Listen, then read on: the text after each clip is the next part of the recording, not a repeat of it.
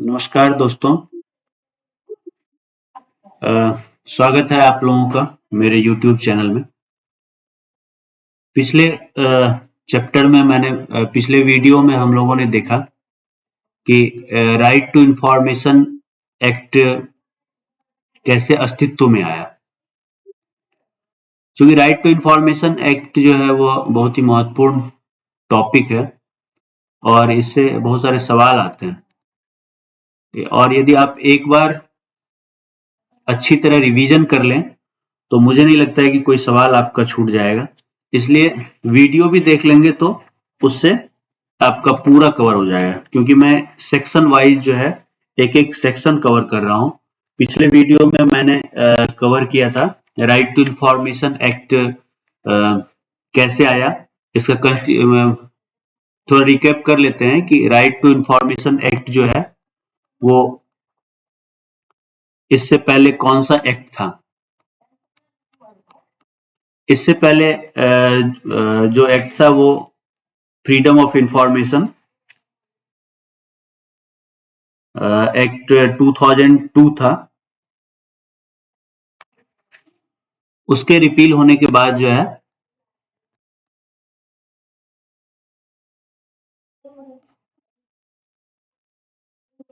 Freedom of information act 2002, इसके repeal होने के बाद आरटीआई एक्ट आया। क्यों आया? मैंने बताया था कि फ्रीडम ऑफ इंफॉर्मेशन एक्ट उतना इफेक्टिव नहीं था, इसमें कोई ऐसा प्रोविजन नहीं था। फिर मैंने बताया था कि 19(1)(a) जो है वो कॉन्स्टिट्यूशनल प्रोविजन है जिसके तहत जो है आरटीआई एक्ट आया हुआ है, जिसमें अभिव्यक्ति की आजादी है। और हमने आपको ये भी बताया कि अभी तक इसमें 3 अमेंडमेंट्स हो चुके हैं। आगे मैं अभी बताऊंगा कि 3 अमेंडमेंट्स कौन-कौन से हैं। अभी एक रेलिवेंट पार्ट है इसमें, तो उसमें मैं बताऊंगा आपको। फिर मैंने आपको बताया था कि कुछ डिफिनेशंस थे जो मतलब एप्रोप्रिएट गवर्नमेंट की बात कर रही है, और ये कुछ डिफिनेशन जैसे कॉम्पिटेंट ऑथोरिटी है।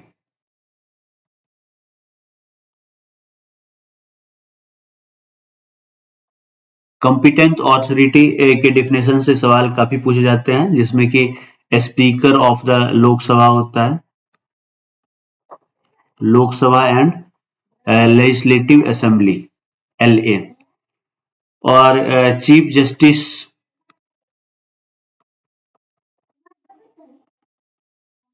Supreme court and high court के मामला में होता है। उसी तरह राज्यसभा, लोकसभा और राज्यसभा में जैसे स्पीकर होते हैं, उसी तरह राज्यसभा और Vidhan Parishad, council of states की बात करें तो उसमें चेयरमैन होते हैं। कुछ इंपॉर्टेंट चीज मैं बता देता हूँ।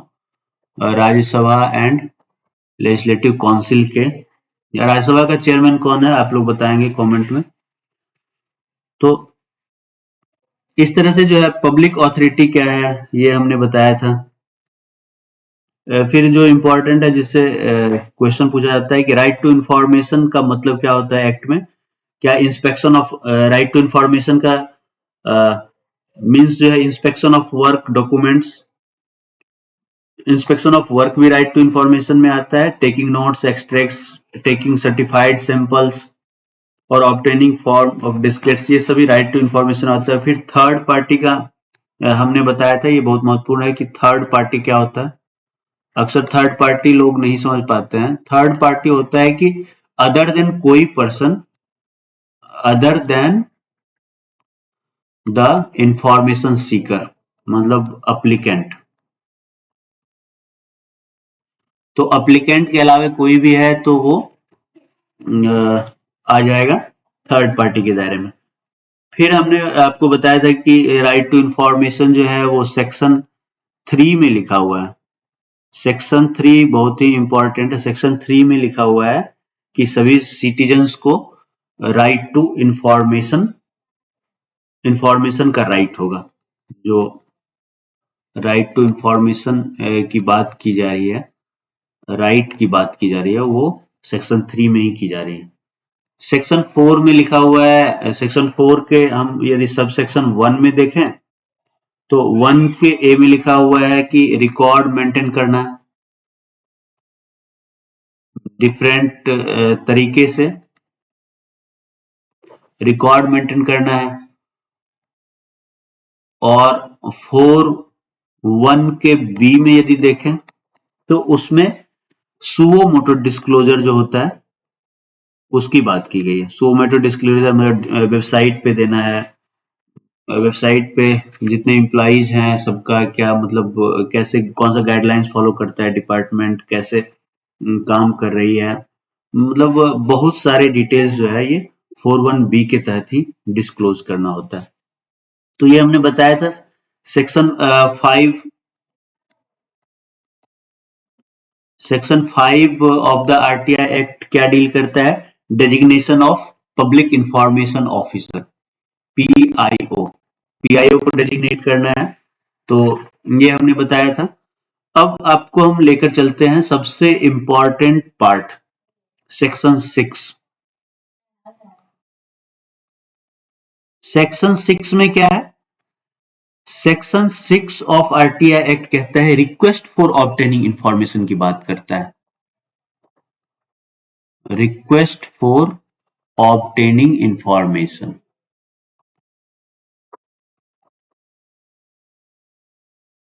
तो इंफॉर्मेशन कैसे जो है वो प्राप्त करना है, कैसे रिक्वेस्ट डालना कैसे है। तो सबसे पहले आपको बता दें कि रिक्वेस्ट करने के लिए रिटन देना होगा। 6(1) में कहता है, सेक्शन 6 सबसेक्शन 1 कहता है कि कोई भी एप्लीकेंट जो है रिटन देना है और इंग्लिश या हिंदी या ऑफिशियल लैंग्वेज।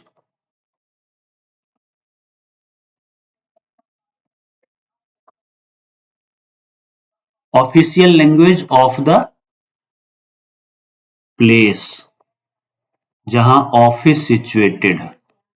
किसी ऑफिस से आपको इंफॉर्मेशन लेना है तो जिस जगह पे है तो उसमें देना है, रिटन देना है और साथ में आपको फीस भी लगाना है।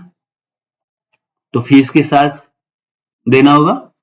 तो उस एरिया का official language of the area जहां ऑफिस सिचुएटेड है, याद रखिएगा। कभी कभी यूपीएससी आपको घुमा देगी कि अप्लीकेंट का जो लोकल लैंग्वेज ऑफिशियल लैंग्वेज है, ऑफिशियल लैंग्वेज में वो क्या एप्लीकेशन डाल सकता है। तो ऑफिशियल लैंग्वेज में अप्लीकेंट के ऑफिशियल लैंग्वेज की बात नहीं कर रहा है, ये कर रहा है बात ऑफिस जिस एरिया में लोकेटेड है उस ऑफिशियल लैंग्वेज। ऑफिशियल लैंग्वेज आप लोग जानते हैं कि कॉन्स्टिट्यूशन के 8th शेड्यूल में 8th schedule of the constitution ये बात करता है 22 ऑफिशियल लैंग्वेज की। 22 भाषा है और इस 22 भाषा में किया जा सकता है। और किसको सबमिट करना है? तो सीपीआईओ या स्टेट पब्लिक इंफॉर्मेशन ऑफिसर या सेंट्रल असिस्टेंट, सीएपीआईओ या state assistant public information officer.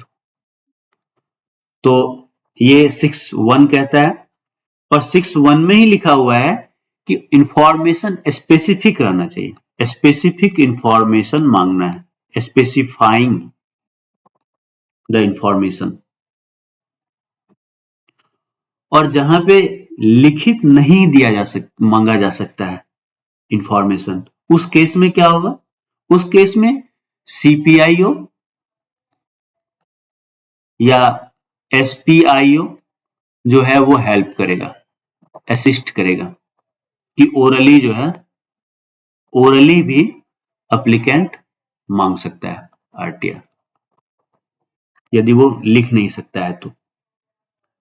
यदि request can not be made in written, ये 6(1) में ही कहा गया है। तो यदि लिख नहीं सकता है, request cannot be made in writing। तो अब हम आते हैं 6(2) क्या कहता है, सेक्शन 6(2) सब सेक्शन 2। तो सेक्शन 6 के सब सेक्शन 2 में कहा गया है कि कोई रीजन प्रोवाइड नहीं करना है, नॉट गिव एनी रीजन, मतलब रीजन नहीं बताना है जो ऑन,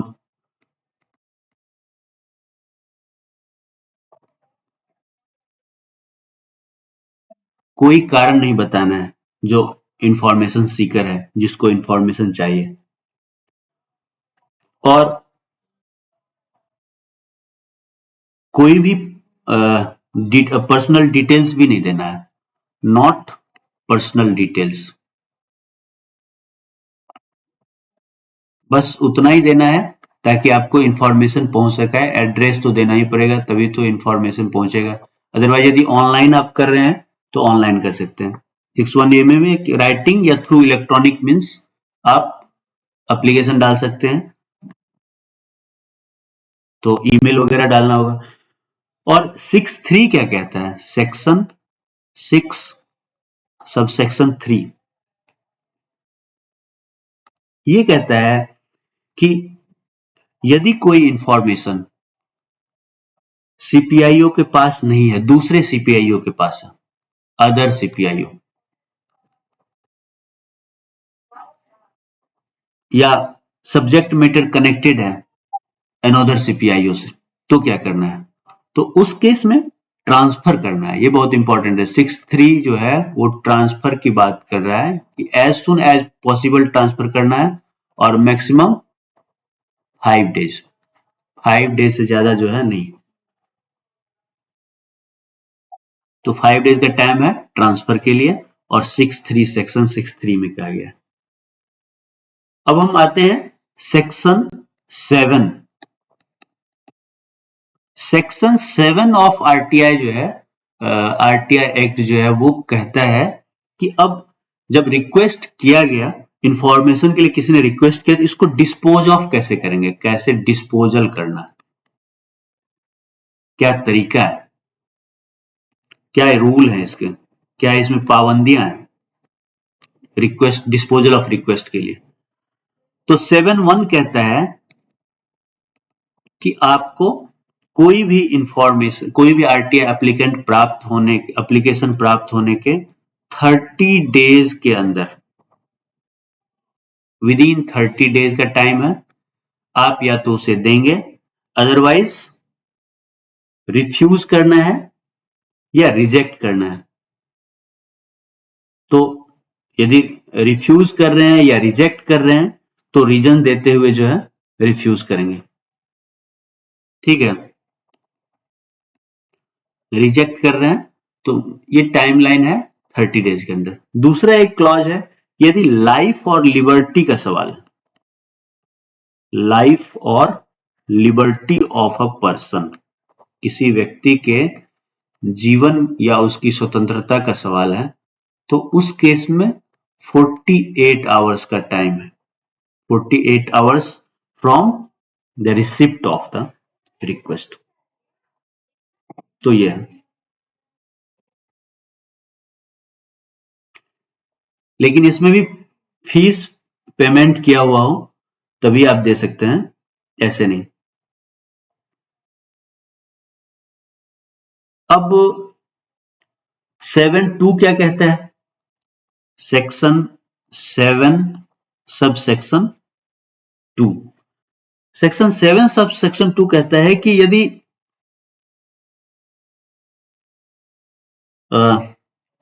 विद इन टाइम जो है, निर्धारित समय में नहीं दिया गया है रिप्लाई, तो यदि रिप्लाई नहीं दिया गया है तो इसको डीम्ड टू रिफ्यूज्ड माना जाएगा, deemed to have refused, if not given within time।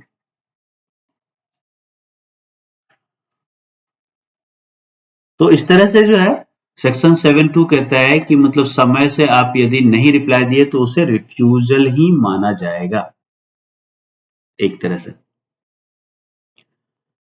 और फिर कहा जाता है कि 7(3) क्या कहता है?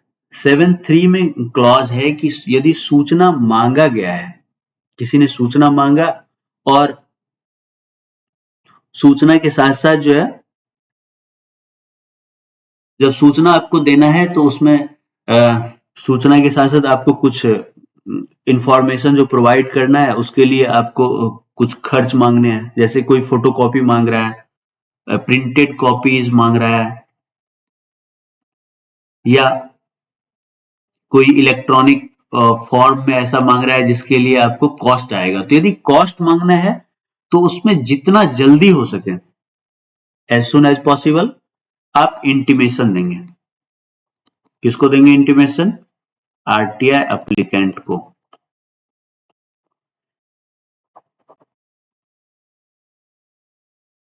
जो रिक्वेस्ट डाला है उसे आप इंटीमेशन देंगे। सीपीआईओ स्टेट पब्लिक इंफॉर्मेशन ऑफिसर कोई फीस यानी एनी फर्दर फीस मांगना है तो एनी फर्दर फीस की बात कर रहे हैं तो 7(3)(a) कहता है कि जो फीस है उसके लिए जो है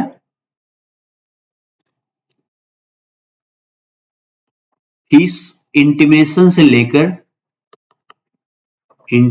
से लेकर रिसिप्ट ऑफ फीस के बीच का जो ड्यूरेशन है, जो टाइमिंग है, वो कैलकुलेट नहीं किया जाएगा 30 डेज के लिए। जो 30 डेज का निर्धारित टाइम है उसमें से ये टाइम हटा दिया जाएगा इंटीमेशन और रिसिप्ट ऑफ फीस के बीच में।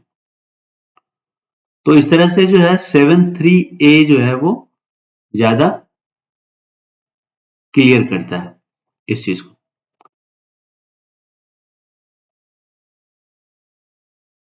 कि यदि कोई फीस मांगना है तो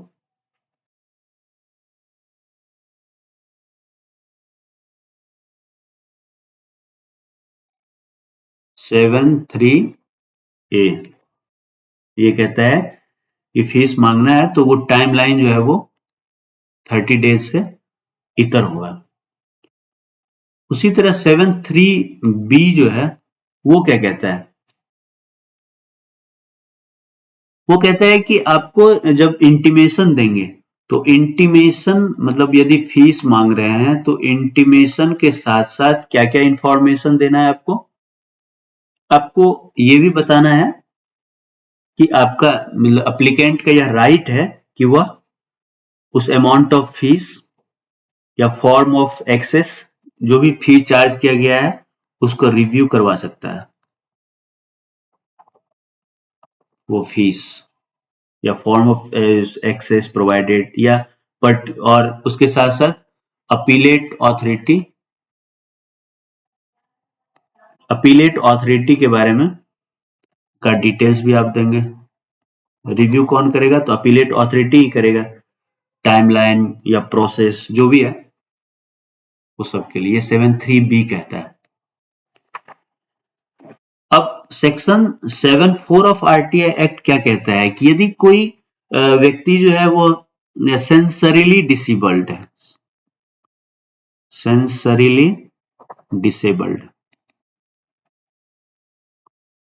मतलब कोई सेंस से सुनने देखने उसमें डिसेबल है, दिव्यांग है, तो सीपीआईओ या स्टेट पीआईओ वो असिस्ट करेगा उसे इंस्पेक्शन करने में।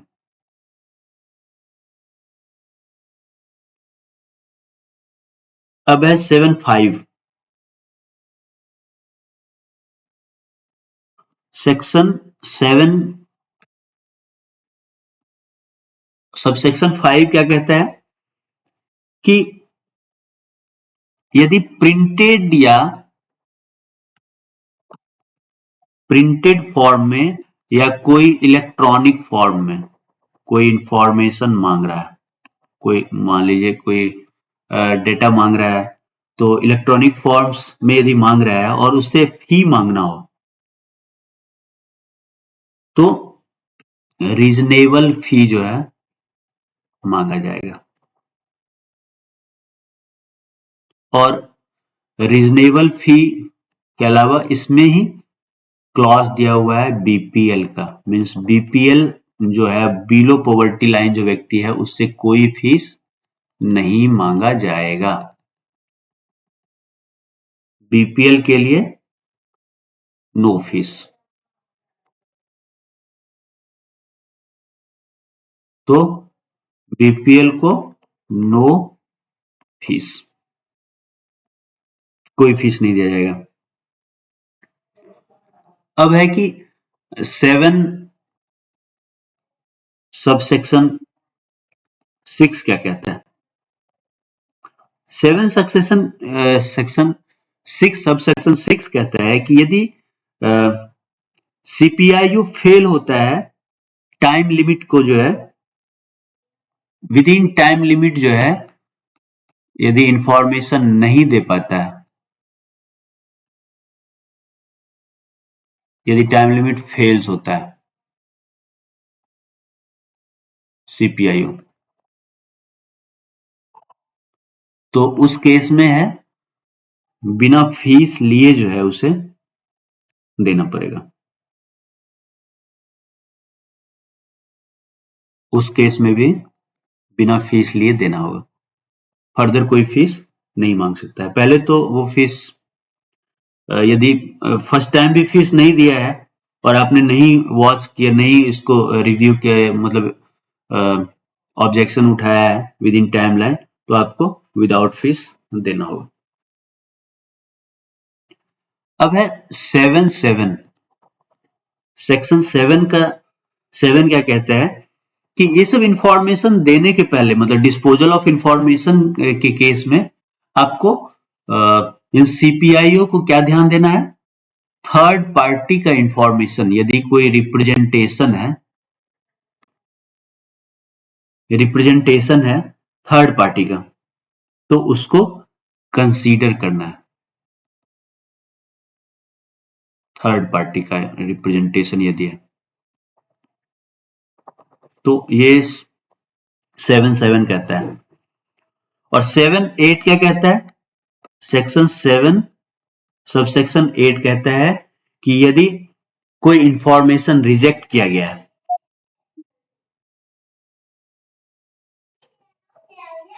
तो सीपीआईओ जो है where request has been rejected under subsection 1,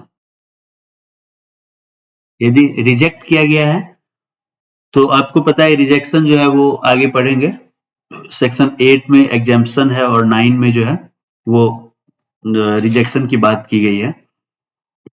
तो 8 और 9 के अंदर यदि रिजेक्ट करते हैं तो उस केस में इंफॉर्मेशन सीकर को क्या क्या बताएंगे, तो रीजन बताएंगे, आपने क्यों, सीपीआईओ ने क्यों किया, रीजन फॉर रिजेक्शन। तो रीजन फॉर रिजेक्शन बताएंगे। फिर जो है वो जैसे आप आरटीआई का रिप्लाई सीपीआईओ देता है तो टाइमलाइन बताना है, अपील का टाइमलाइन आपको पता है 30 डेज का होता है, तो वो टाइमलाइन बताना है, टाइम लिमिट फॉर अपील।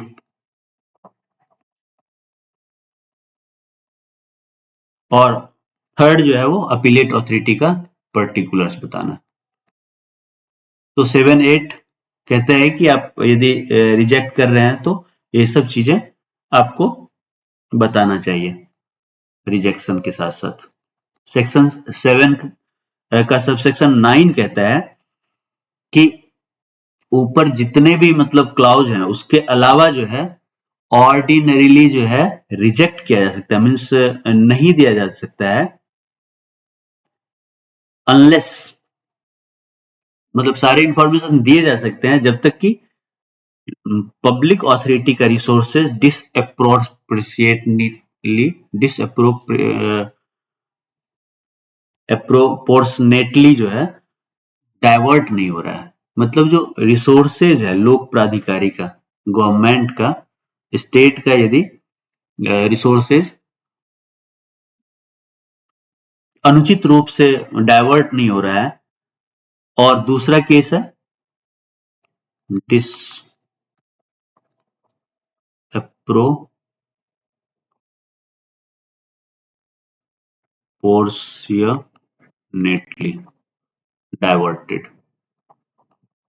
और दूसरा केस है कि यदि कोई रिकॉर्ड का के प्रिजर्वेशन या सेफ्टी का खतरा ना हो, सेफ्टी और प्रिजर्वेशन ऑफ रिकॉर्ड, तो इसको यदि खतरा नहीं है तभी दिया जा सकता है। डेट्रीमेंटल टू सेफ्टी और प्रिजर्वेशन ऑफ रिकॉर्ड। तो ये 7(9) में क्या गया है, यदि रिकॉर्ड के लिए नुकसानदेह है तो नहीं देना है। अब सेक्शन 8 आते हैं। सेक्शन 8 बहुत ही महत्वपूर्ण है, क्योंकि जहां 6 और 7 जो है वो इंफॉर्मेशन देने की बात कर रहा है।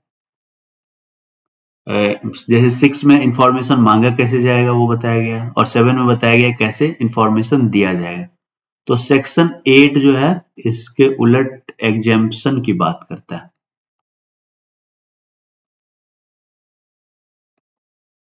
तो एग्जेम्पशन मतलब सेक्शन 8 कहता है कि कुछ इंफॉर्मेशन है जो एग्जेम्प्टेड है, जो आरटीआई के अंदर नहीं दिया जा सकता है, आरटीआई के तहत नहीं जा सकता है। मैं आपको बताता हूं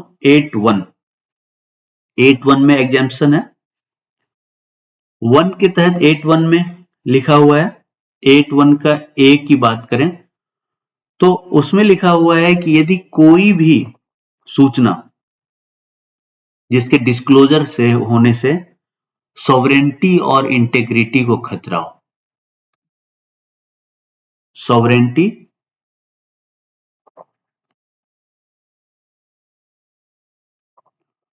और एंड इंटेग्रिटी, ये दोनों वर्ड बहुत ही महत्वपूर्ण है। सॉवरेंटी मतलब संप्रभुता होता है, हिंदी में इसको कहते हैं संप्रभुता, और इंटेग्रिटी का होता है अखंडता। तो संप्रभुता जो है, सॉवरेंटी की वजह से कोई भी देश आजाद होता है। सॉवरेंटी का मतलब होता है कि कोई भी देश अपनी सीमा के अंदर और बाहर अपने आजाद है अपने निर्णय लेने के लिए, तो दैट इज सॉवरेन कंट्री। तो मतलब देश की स्वतंत्रता खतरे में न पड़ जाए, और या देश की अखंडता मतलब देश टुकड़े में न बढ़ जाए, ऐसे इंफॉर्मेशन से यदि देश की सॉवरेंटी और इंटेग्रिटी का नुकसान हो रहा है तो नहीं देना है ऐसा इंफॉर्मेशन। फिर है कि सिक्योरिटी, स्ट्रेटेजिक, साइंटिफिक या economic interest of state.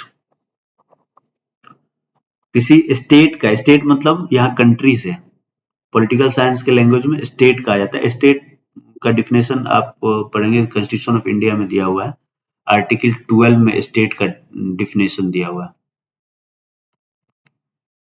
Article 12, और यहाँ भी स्टेट का डिफिनेशन दिया हुआ है आरटीआई में भी। तो स्टेट का मतलब यहाँ देश से है।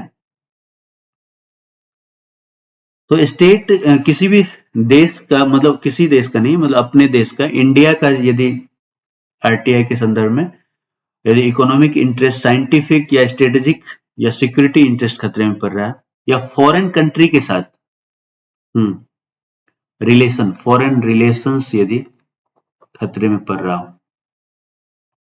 नुकसान हो रहा है, तो नहीं देना है। और या incitement of offence, incitement of offence, incitement of offence मतलब किसी अपराध को उकसावा हो, बढ़ावा दिया जा रहा है। तो जैसे जिस इंफॉर्मेशन के देने से अपराध को बढ़ावा मिलेगा, किसी अपराध को ज्यादा उकसावा मिलेगा, इंसाइटमेंट मतलब उकसाना, तो वो नहीं देना है ऐसे इंफॉर्मेशन। सेक्शन 8(1)(b) कहता है 8(1)(b) ये एग्जाम्पशन की बात करता है ऐसे इंफॉर्मेशन का जो किसी कोर्ट ने जो है, कोर्ट ऑफ लॉ ने जो है एग्जेम्प्ट किया है, चाहे वो कैट है, चाहे हाई कोर्ट है, चाहे सुप्रीम कोर्ट है, तो वो नहीं देना है। 8(1)(c) कहता है कि कोई इंफॉर्मेशन जो एमपी या एमएलए इसके प्रिविलेज को ब्रीच कर रहा है,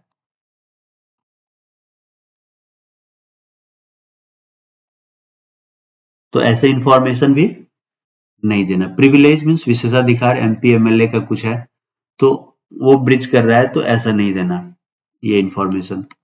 8(1)(d) क्या कहता है? सेक्शन 8(1)(d) कहता है कोई कॉमर्शियल ट्रेड सीक्रेट हो,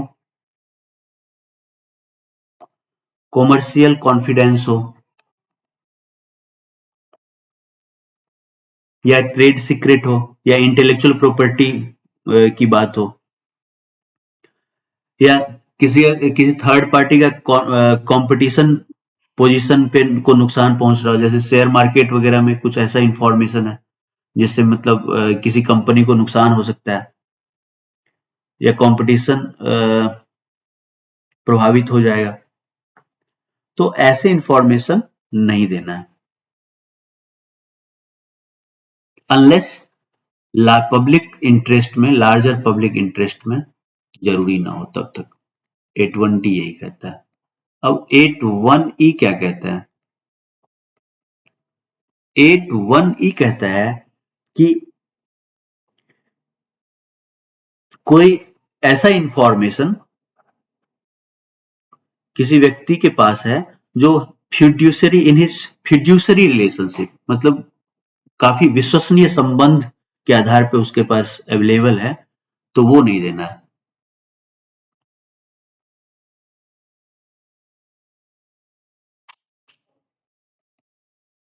फिड्यूसरी रिलेशनशिप काफी विश्वसनीय, व्यक्तिगत विश्वास पे जो है उसके पास ये इंफॉर्मेशन है, तो वो नहीं देना है। जैसे किसी मंत्री के पास है, किसी ऐसे मतलब कोई गोपनीय सूचना है उसके पास, तो वो इंफॉर्मेशन नहीं देना है। और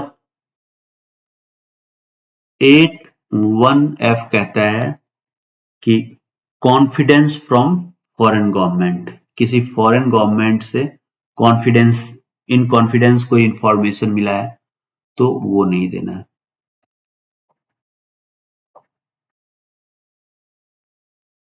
कोई विदेश कोई देश है, वो इंडिया पे भरोसा करके कोई ऐसा यदि इंफॉर्मेशन दिया है तो वो डिस्क्लोज नहीं करना है, एग्जाम्प्ट किया गया है। 8(f)(g) कहता है कि जिस इंफॉर्मेशन के देने से किसी के लाइफ का खतरे में पड़ जाएगी या फिजिकल सेफ्टी खतरे में, मतलब किसी के जीवन का सवाल है, तो वो भी नहीं देना है।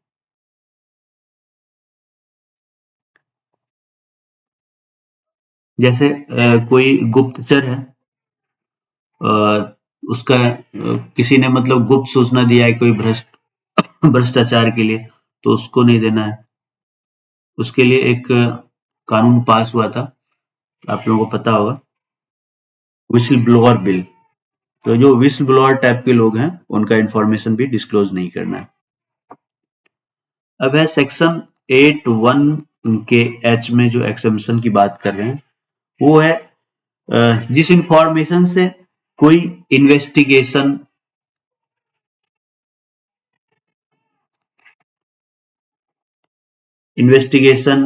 या एप्रीहेंशन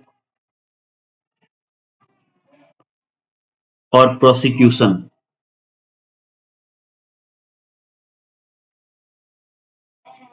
ऑफ ऑफेंडर, मतलब किसी अपराधी के अगेंस्ट जांच चल रहा है या उसको पकड़ने की कार्रवाई चल रही है या उसे उसके अगेंस्ट प्रोसिक्यूशन चल रहा है, कोई दंड देने की कार्रवाई चल रही है, तो वो नहीं डिस्क्लोज किया जा सकता।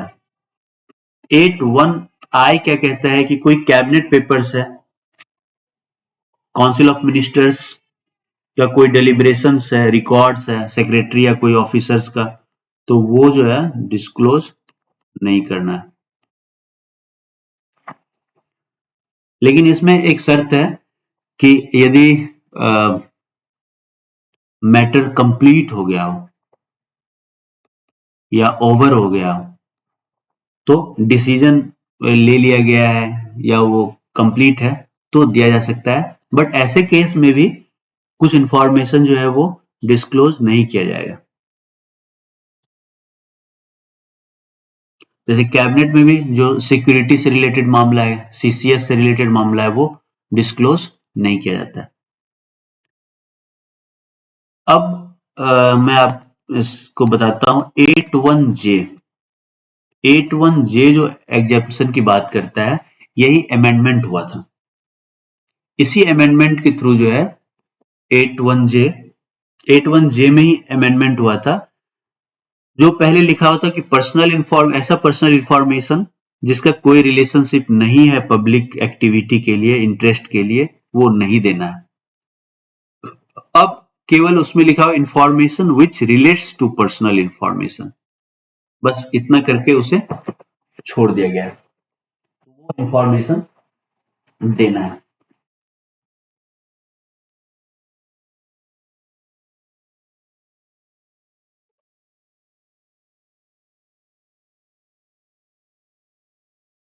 तो ऐसा इंफॉर्मेशन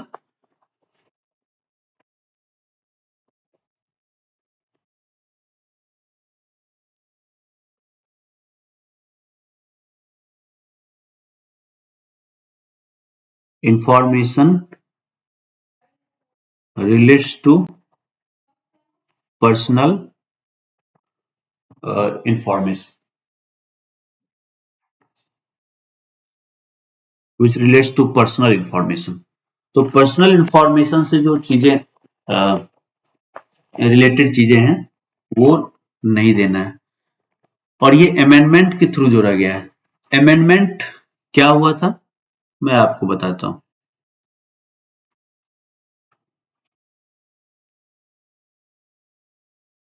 सबसे पहले ये जान लीजिए कि 3 अमेंडमेंट्स अभी तक हो चुके हैं और 3 अमेंडमेंट्स में जो है ये 3rd अमेंडमेंट है जो 81J की बात कर रहे हैं। मतलब तीसरा संशोधन है आरटीआई एक्ट में और इसको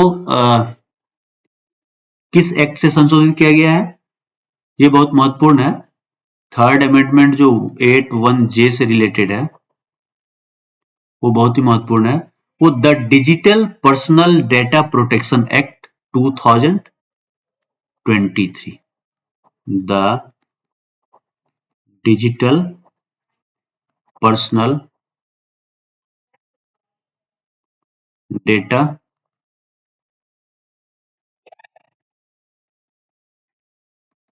प्रोटेक्शन एक्ट 2023।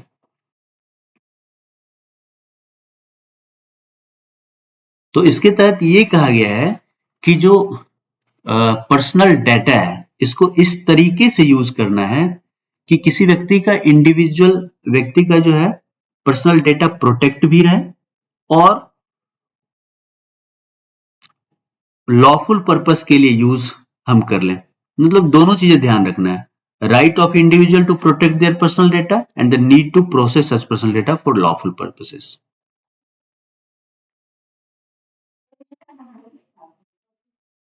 और ये जो है वो पब्लिश हुआ 11 अगस्त 2023 को नोटिफाई हुआ था। तो इस तरह से जो है 81J में information which relates to personal information बस रह गया, इतना ही रह गया है।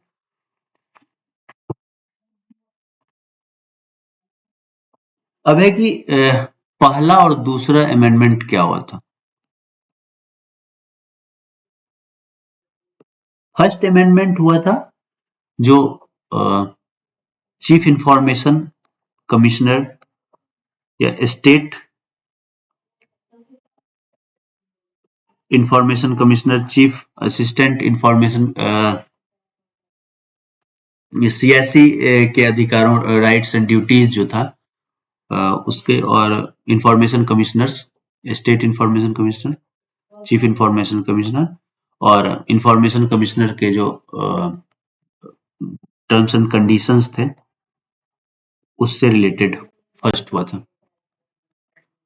और सेकेंड अमेंडमेंट मैं आगे बताऊंगा जब सीएससी पढ़ाऊंगा तो। और सेकेंड अमेंडमेंट जो है वो जे.एंड.के से था। आपको पता है कि आरटीआई एक्ट जब लागू हुआ था 2005 में, तो जे.एंड.के जो है वो अलग था, आरटीआई जे.एंड.के में लागू नहीं होता, तो उसके लिए जे.एंड.के गवर्नमेंट एक अलग से कानून बनाई थी। लेकिन जम्मू एंड कश्मीर में जो है 31 अक्टूबर 2019 से ये अमेंडमेंट के द्वारा 31 अक्टूबर 2019 से ये लागू हो गया। और पहला अमेंडमेंट जो हुआ था वो 24 अक्टूबर 2019 को हुआ था, और तीसरा 2023 में। तो 3 अमेंडमेंट हुए हैं। ये हो सकता है एग्जाम में पूछा जा सकता है, क्योंकि इस तरह का सवाल आज तक नहीं पूछा अभी, तो पूछे जा सकते हैं ये सवाल। तो सेक्शन 8(1) जो है वो आप समझ गए, 8(1)(j) तक। अब एग्जेम्पशन की जो बात है वो सेक्शन 8 सबसेक्शन 2 में क्या कहा गया है। 2 में कहा गया है कि ऑफिशियल सीक्रेट एक्ट 1923 या कोई भी एग्जेम्पशन के रहते हुए भी पब्लिक अथॉरिटी जो है वो अलाउ कर सकता है, इंफॉर्मेशन को दे सकता है in public interest in disclosure outweighs the harm to the protected interest। तो प्रोटेक्टेड इंटरेस्ट को नुकसान नहीं पहुंचाता हो तो ये दिया जा सकता है। अब 8(3) क्या कहता है, सेक्शन 8(3) कहता है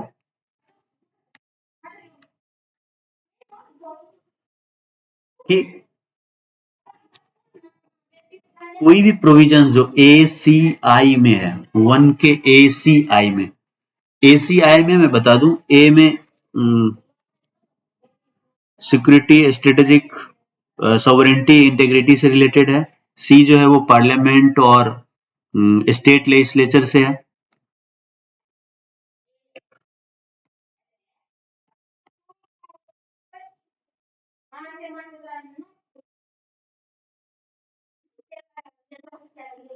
सॉवरेनिटी एंड इंटेग्रिटी,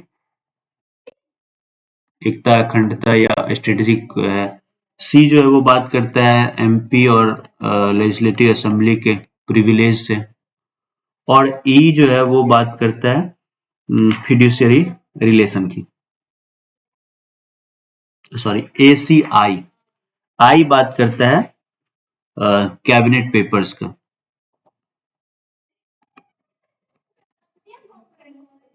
तो ये तीनों जो इंफॉर्मेशन है, इस प्रोविजन के रहते हुए भी 20 साल के बाद, कहा जाता है 20 साल के बाद, 20 साल फ्रॉम द इवेंट, इवेंट से काउंट होगा। 20 साल के बाद यदि कोई आरटीआई एप्लीकेशन डाला गया है उससे रिलेटेड, तो वो इंफॉर्मेशन दिया जा सकता है। कैबिनेट पेपर से रिलेटेड, एमपी एमएलए प्रिविलेज से रिलेटेड, या सॉवरेनिटी, इंटेग्रिटी, या कोई भी स्ट्रेटेजिक है, साइंटिफिक, तो दिया जा सकता है। लेकिन अंतिम फैसला जो है वो गवर्नमेंट का ही होगा।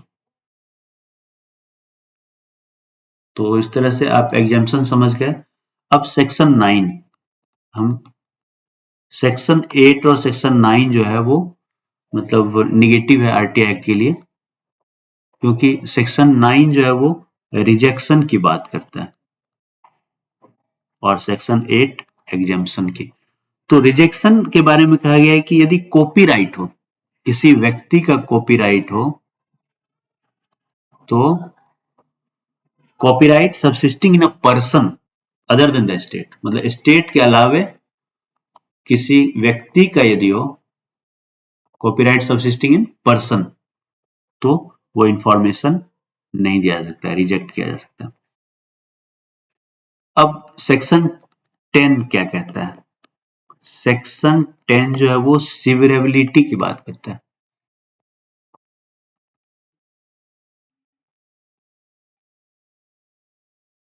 सिवरेबिलिटी मतलब पृथक्करण,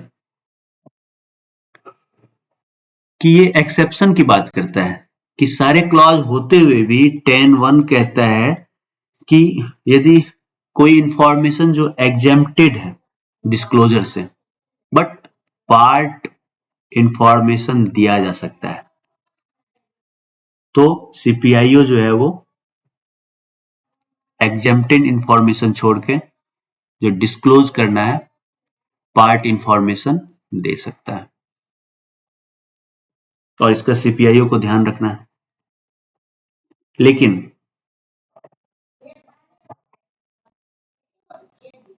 10(2) क्या कहता है? 10(2) ये कहता है कि ये ध्यान रखना है सीपीआईओ को कि ओनली पार्ट इंफॉर्मेशन उसको दिया जाए, वैसा इंफॉर्मेशन न दिया जाए जो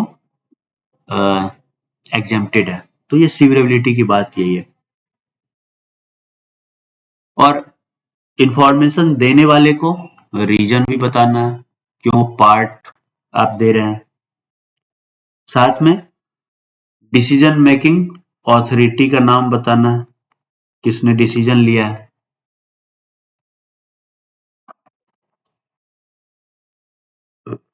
और इसके साथ साथ कोई फीस वगैरह जमा करना है तो वो भी बताना है, और फिर जो है वो अपील के बारे में भी बता देना कि अपील कर सकते हैं वो जो इंफॉर्मेशन उनको नहीं मिला है।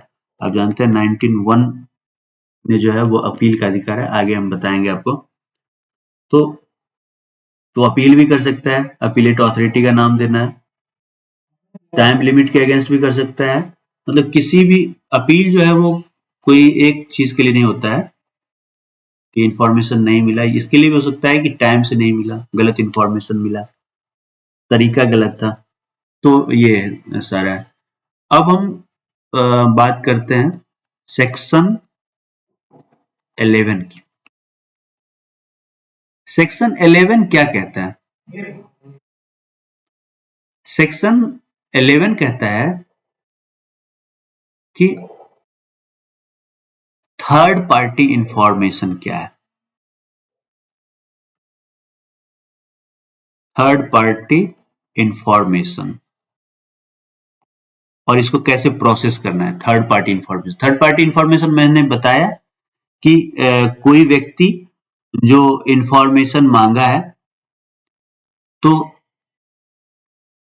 उसके अलावा कोई भी व्यक्ति हो, जो व्यक्ति अप्लीकेंट है, आरटीआई एप्लीकेंट है, उसके अलावे कोई भी व्यक्ति है तो वो थर्ड पार्टी होगा। तो ये थर्ड पार्टी का इंफॉर्मेशन है। इसमें करना क्या है, इसमें क्या तरीका अपनाना है? यही, यदि कोई थर्ड पार्टी से रिलेटेड कॉन्फिडेंशियल इंफॉर्मेशन है, मान लो थर्ड पार्टी को लगता है ये कॉन्फिडेंशियल इंफॉर्मेशन है उसका, तो सबसे पहले जो है विद इन 5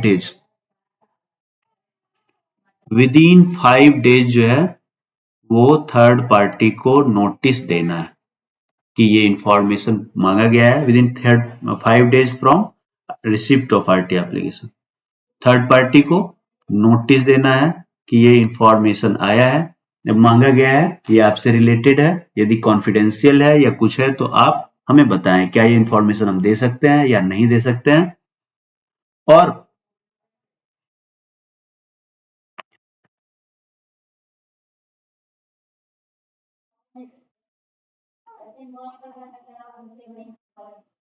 तो थर्ड पार्टी को 5 डेज का टाइम नहीं, वो ओरली बता दे, ये कोई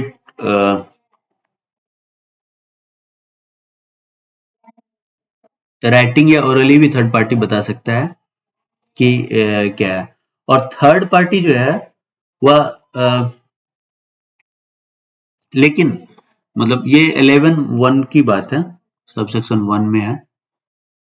लेकिन यदि कोई ट्रेड या कॉमर्शियल सीक्रेट्स है जो लॉ के अंदर प्रोटेक्टेड है, तो ये नहीं दिया जा सकता है। हालांकि इन लार्ज पब्लिक इंटरेस्ट में, लार्जर पब्लिक इंटरेस्ट में दिया जा सकता है। और 11(2) कहता है कि नोटिस जो मिला है थर्ड पार्टी को, तो थर्ड पार्टी को 10 डेज का टाइम मिलता है। 10 डेज के टाइम के अंदर वो रिप्रेजेंटेशन कर सकता है या अपील कर सकता है डिस्क्लोजर के अगेंस्ट। यदि डिस्क्लोजर की बात कर रहे हैं तो डिस्क्लोजर के अगेंस्ट जो है वो अपील कर सकता है।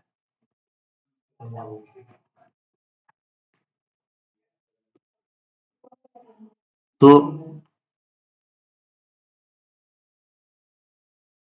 11(2) हमने देख लिया।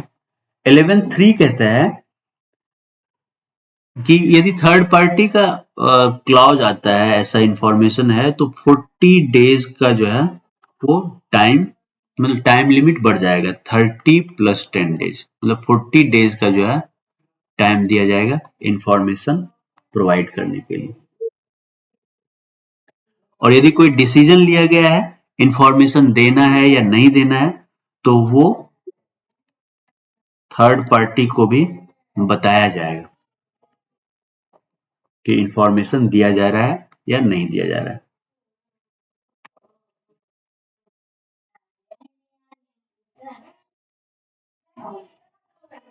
और उसे बताना, यदि नोटिस दिया जाएगा तो नोटिस में जो है अपील के बारे में भी बताया जाएगा कि he has right to appeal. Third party जो है वो अपील कर सकता है, ये बात नोटिस में लिखा होगा, उस नोटिस में लिखा होगा कि 19 आर्टिकल सेक्शन 19 के तहत जो है वो अपील कर सकता है। तो थैंक यू दोस्तों, आप लोग अपनी तैयारी जारी रखें। अभी आप लोगों का टाइम है तैयारी का, बिल्कुल तैयारी करें, बाकी कुछ मत सोचें। मेरी शुभकामना आप लोगों के साथ है। Thank you. आगे हम आपको बताएंगे सीआईसी के बारे में, सेक्शन 12 में, सेंट्रल इंफॉर्मेशन कमीशन और स्टेट इंफॉर्मेशन कमीशन। तो आगे के वीडियो के लिए आप लोग इंतजार करें, तब तक लाइक और सब्सक्राइब करें ताकि आप लोगों को नोटिफिकेशन पहुंचता रहेगा। Thank you.